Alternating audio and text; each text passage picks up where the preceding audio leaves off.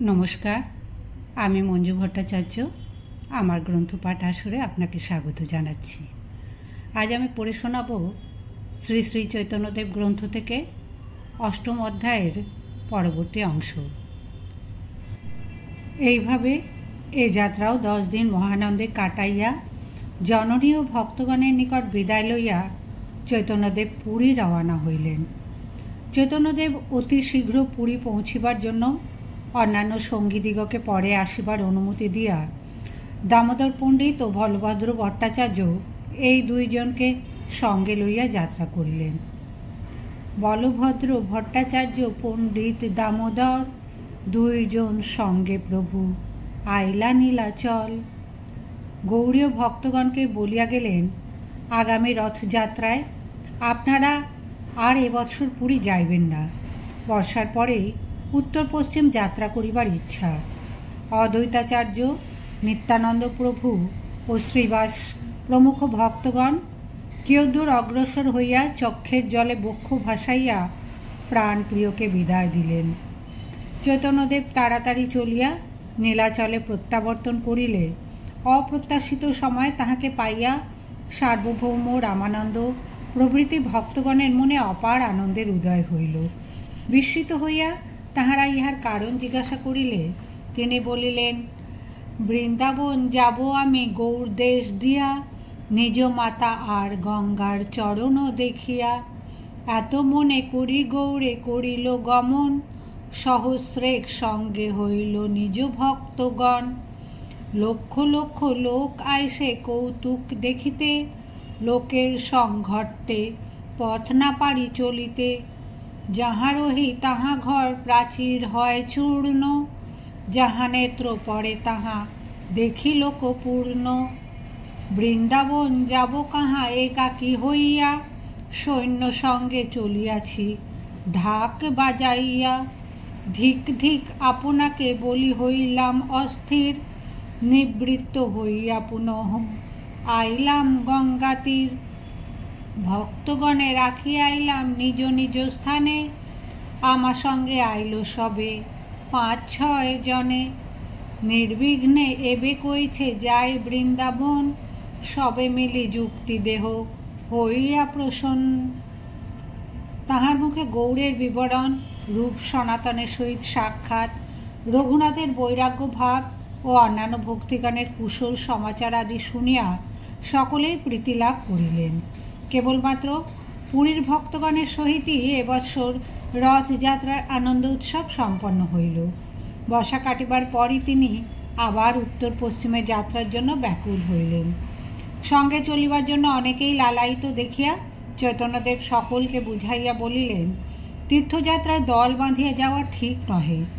সনাতন আমাকে বলিয়া দিয়াছেন, একাকী যাইবে কিংবা সঙ্গে একজন। সেই জন্য এবার আমি একলাই যাইব।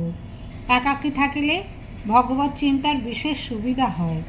তাহা ছাড়া বহু সঙ্গী লইয়া চলিলে রাস্তায় লোককে দেখি কহিবে মোরে এক ঢঙ্গে। এইবার গৌড়দেশে না গিয়া ঝাড়খণ্ড হইয়া যাওয়া সাব্যস্ত হইল। এই রাস্তা লোকালয়হীন, স্থানে স্থানে জঙ্গলাকীর্ণ। সেই জন্য রামানন্দ রায় ও স্বরূপ দামোদর একজন ব্রাহ্মণকে লইয়া যাইবার জন্য বিশেষ আবেদন করিয়া বলিলেন, উত্তম ব্রাহ্মণ এক সঙ্গে অবশ্য চাহি, ভিক্ষা করি ভিক্ষা দিবে যাবে মাত্র বহি। বন পথে যাইতে নাহি ভোজ্যান্ন ব্রাহ্মণ, আজ্ঞা করে সঙ্গে চলে বিপ্র একজন। প্রভু কহে নিজ সঙ্গী কহ না লহিব, একজনে নিলে আনের মনে দুঃখ হইব। স্বরূপ কহে এই বলভদ্র ভট্টাচার্য, তোমাতে সুস্নিগ্ধ বড় পণ্ডিত সাধু আর্য। প্রথমেই তোমার সঙ্গে আইলা গৌড় হইতে, ইহার ইচ্ছা আছে সর্বতীর্থ করিতে। ইহার সঙ্গেতে আছে বিপ্র এক ভৃত্য, ইহ পথে করিবেন সেবা ভিক্ষাকৃত্য। ইহা সঙ্গে লহ যদি সবার হয় সুখ, বনপথে যাইতে তোমার নাহি কোনো দুঃখ। এই বিপ্র বহি নিবে বস্ত্রাম্বু ভাজন, ভট্টাচার্য ভিক্ষা দিবে, করি ভিক্ষাটন। তাহাদের অনুরোধ এড়াইতে না পারিয়া চৈতন্যদেব বলভদ্র ভট্টাচার্যকে সঙ্গে লইলেন। বলভদ্রের ভৃত্য ব্রাহ্মণও সঙ্গী হইল। শ্রী শ্রী জগন্নাথের আশীর্বাদ প্রার্থনা করিয়া এক গভীর রাত্রিতে তিনি গোপনে পুরী ত্যাগ করিলেন। লোকে যাহাতে না জানিতে পারে সেই জন্য প্রকাশ্য রাজপথে গেলেন না। সকালবেলা দর্শনার্থী ভক্তবৃন্দ তাহাকে দেখিতে না পাইয়া অতীব অধীর হইলেন এবং খোঁজ খবর লইবার জন্য উৎকণ্ঠা প্রকাশ করিলেন। চৈতন্যদেবের মনোভাব জানাইয়া স্বরূপ সকলকে নিরস্ত ও শান্ত করিলেন। এবার চৈতন্যদেব প্রকাশ্য রাজপথ ছাড়িয়া লোকসঙ্গ ভয় গ্রাম্য পথে চলিতে লাগিলেন। কটক ডাহিনে রহিল। তাহারা উত্তর পশ্চিম অভিমুখে অগ্রসর হইয়া ক্রমে ছোটনাগপুর ও সাঁওতাল পরগনার মধ্যবর্তী জঙ্গলাকীর্ণ ঝাড়খণ্ড প্রদেশের ভেতর দিয়া চলিলেন।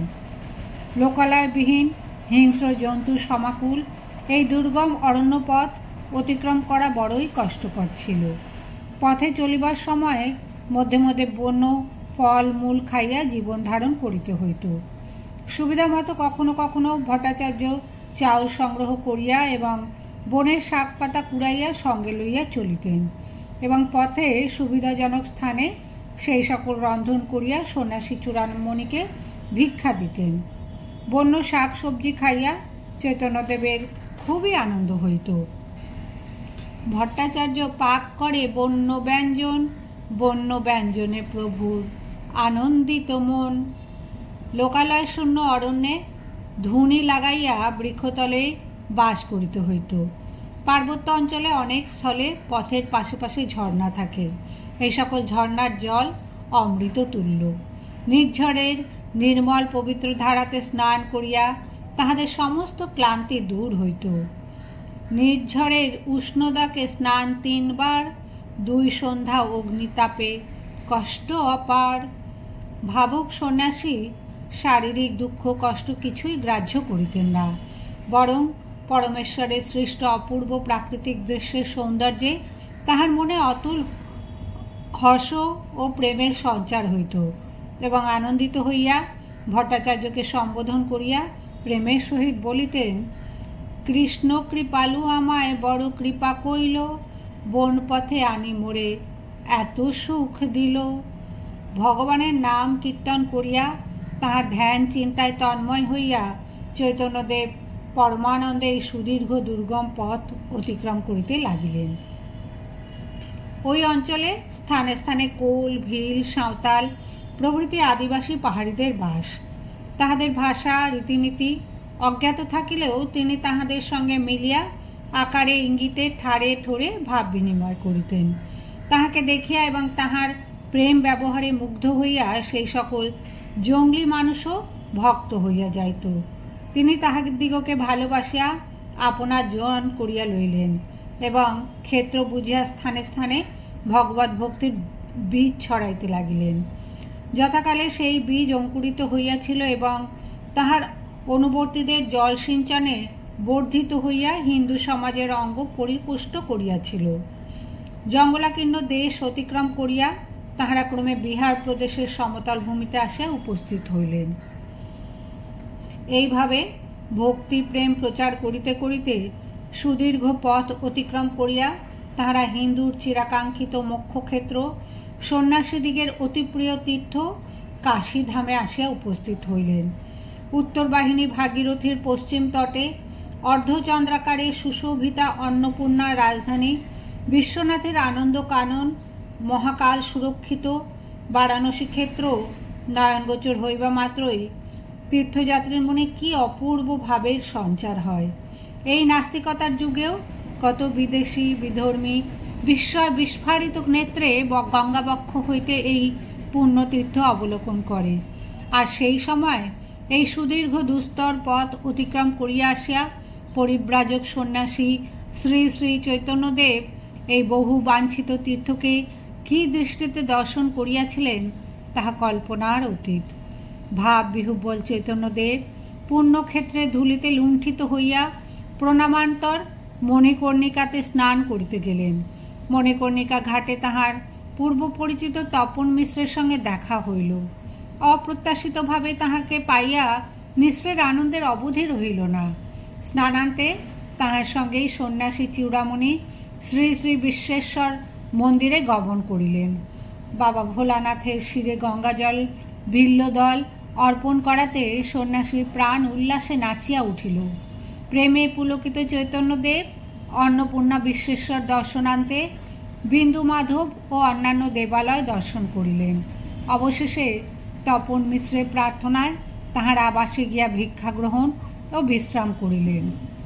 চন্দ্রশেখর নামক জনৈক বাঙালি বৈদ্য ভক্ত তখন কাশীতে থাকিতেন। তপন মিশ্রের সঙ্গে তাহার খুব বন্ধুত্ব ছিল। ভজনশীল ভক্ত চন্দ্রশেখর কাশীর পণ্ডিত মণ্ডলী ও সন্ন্যাসীদিগের মুখে সদা সর্বদা নির্বিশেষ ব্রহ্মতত্ত্ব ও মায়াবাদ এবং প্রেম ভক্তির বিরোধী আলোচনা ও যুক্তিতর্ক শুনিয়া অন্তরে বিশেষ ব্যথা পাইতেন।